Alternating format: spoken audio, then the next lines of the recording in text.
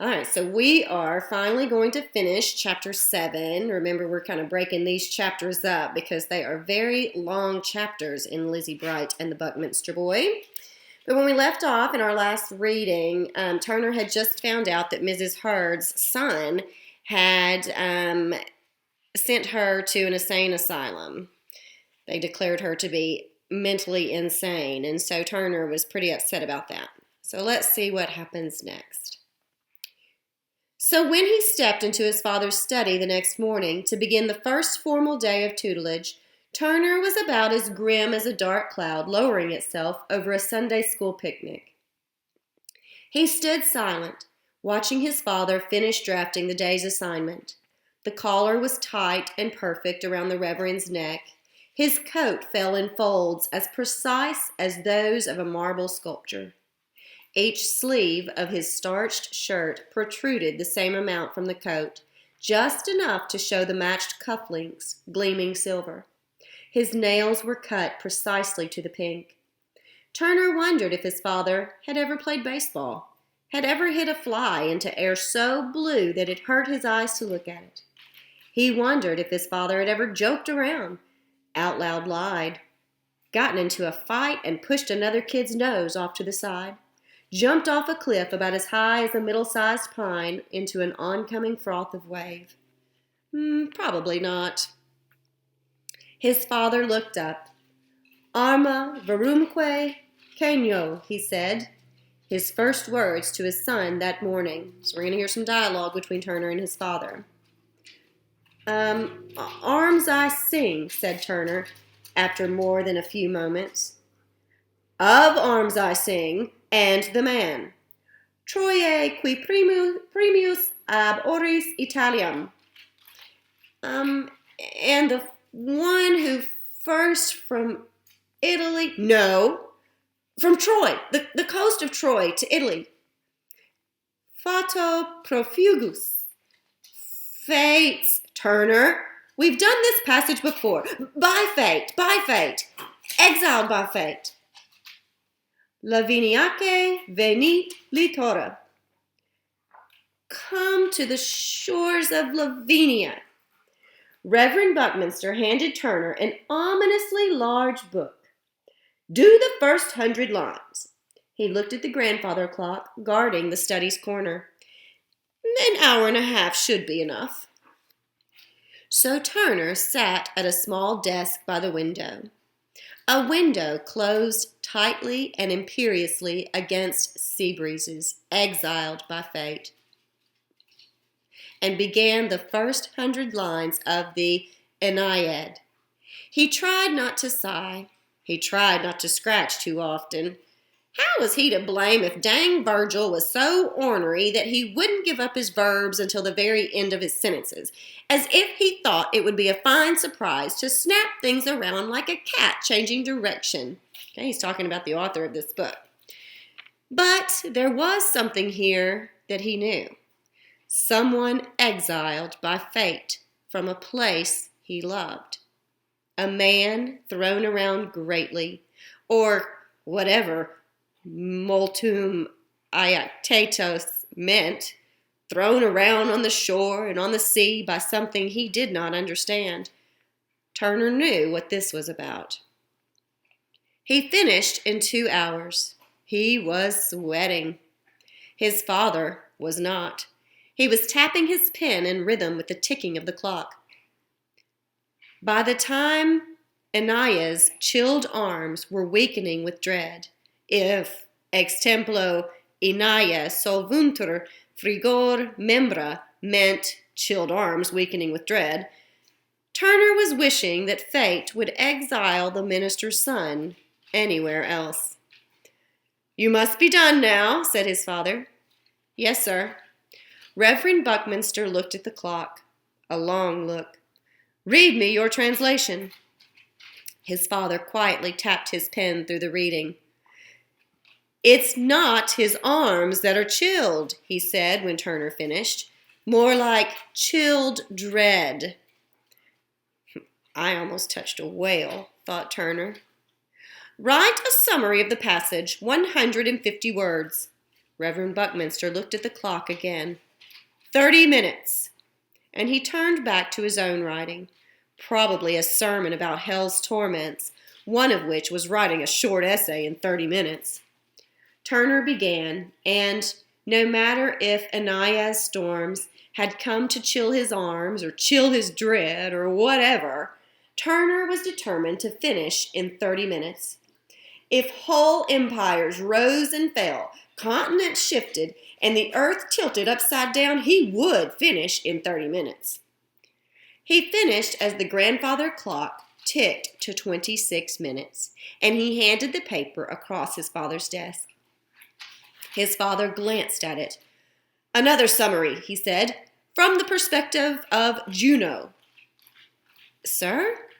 "The queen of the gods, Turner. Write it as though she is telling the story. This is Juno here. Regina Deum, line 9. 30 minutes seems about the right amount of time. Out in the bay, I almost touched a whale," thought Turner. He began again, starting with Juno's unforgiving cruelty, sweeping into the cave of winds, and finally breaking into the storm. Runt et terras turbine perflant. He chafed some at going over 100 lines for the third time, but he felt Juno's malice as she snatched the daylight from the Trojans' eyes and as she heaved up the seabed on them.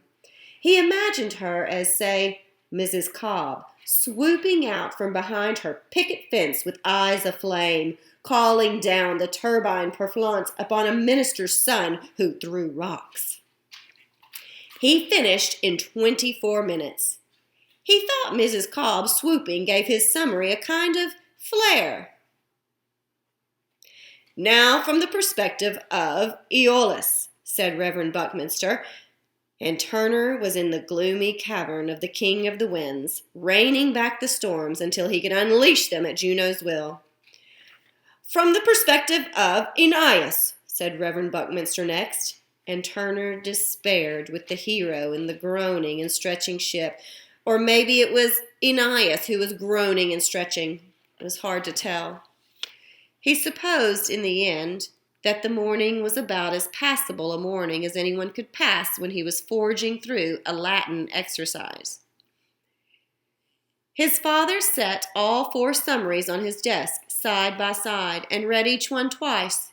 He tapped his pen on each in turn, underlining now and again, circling a phrase here and there.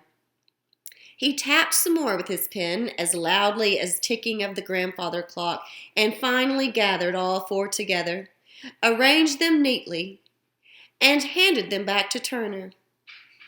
"Well, aside from your multiple spellings of Aeneas, which, despite all of your creativity, has, according to Virgil, no U in it at all, you have translated and summarized well enough for someone coming back to Latin after a summer's break. You see how important it is to view the story from different perspectives?" Turner nodded. He waited for his release. He felt the quiet sea breeze stirring outside the house and peeking in at the window. Reverend Buckminster stood and turned to his shelves. He looked them up and down, one finger at his lip, as Turner's heart stood still, and the sea breeze paused and quivered. He pulled out one of the volumes, thumbed through it, put it back, pulled out another. Its leather binding and marbled edges proclaimed to all the world that it was about as dull a book as could ever have been written by any one human being. Robert Barclay's An Apology for the True Christian Divinity, being an explanation and vindication of the principles and doctrines of the people called Quakers, he said. Read the first 2 propositions and then summarize them after dinner. Outside the window, the sea breeze dropped and slunk away. I think Turner was maybe hoping that he would be done for the day. His father was proud of him for doing a good job, and now he could go out and play. The sea breeze was calling for him. There was some good personification in that reading. It was a dreary afternoon that followed a dreary and silent dinner. The Aeneid was one thing. At least there were storms and ships being tossed and people being washed overboard. But a proposition on the true foundation of knowledge was as awful as Mrs. Cobb's seeing him in his underwear in her kitchen. Well, almost as awful. He wondered if he would be reading propositions by Robert Barclay if he were sitting at a desk in the Phippsburg schoolhouse. Probably not, but Willis Hurd would be there. So he sat in his father's study as the sea breeze frolicked somewhere else, and as Lizzie Bright was probably flying with the Tripps, and read propositions. Long propositions that didn't seem to want to go much of anywhere, and that were taking their time not wanting to go there. He sighed, glanced at his father to see if he had heard above the ticking of the clock, and settled in to write about seeking divinity. It looked to be a long school year. It was at least a mighty long school week. 100 lines of the Aeneid with their summaries for each morning, followed by 2 propositions by Robert Barclay for the afternoon. Virgil was passable, with the storm breaking up the fleet, and Aeneas finally coming to land, and the gods bothering and fussing at each other. But reading Robert Barclay while the sea breeze waited outside, that was something not even a minister's son should have to do. Aeneas, or Aeneus, however he spelled his dang name, would never have put up with it. Maybe even Reverend Buckminster understood that. On Friday, after the Trojans had come upon Queen Dido and all the exciting parts were getting ready to die down, a miracle greater than the parting of the Red Sea descended upon the town of Phippsburg, Maine. Turner's father gave him the afternoon free. Turner supposed something more amazing could happen in his life, but if so, he couldn't imagine what it would be. So he let Robert Barclay drone on by himself and ran outside and jumped off the porch and caught the sea breeze when it raced past him, and he followed it down Parker Head and thought how fine it was to be free for an afternoon. He didn't mean, at least at first, to head on down to the shore, since Malaga was still forbidden. But the sea breeze did race on ahead of him just the way. And he did think of Aeneas, or however he spelled his dang name, with his 2 great spears exploring the coast. And it might be that he would find Lizzie clamming on this side of the New Meadows, so that he wouldn't actually be going across to the island forbidden.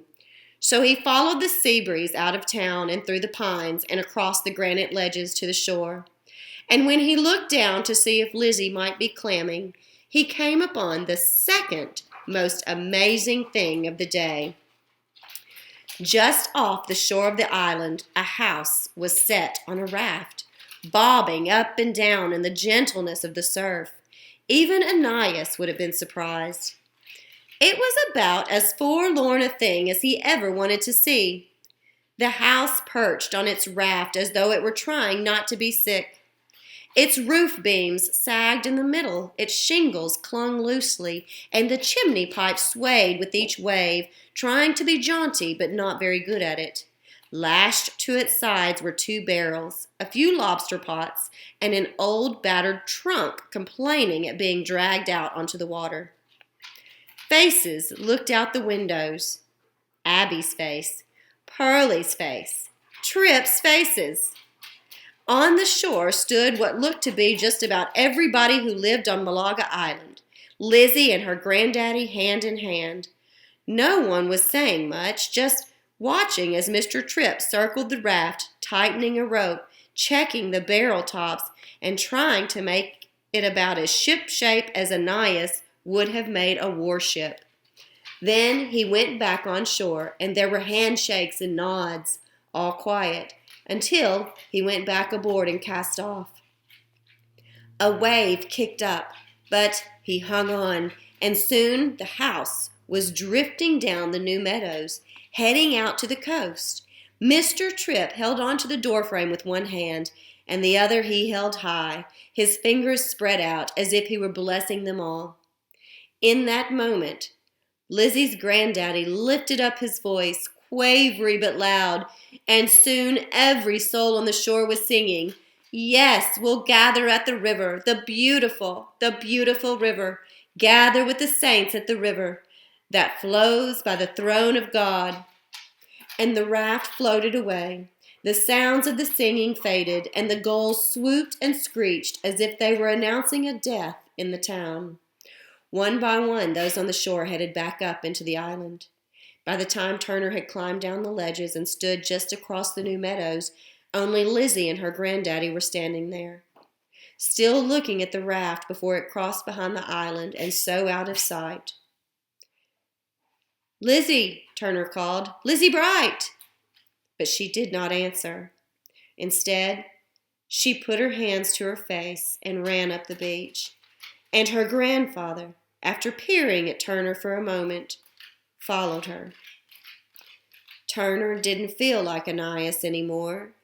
Suddenly, he felt a whole lot like Mrs. Hurd, alone, with her friends before her, gone.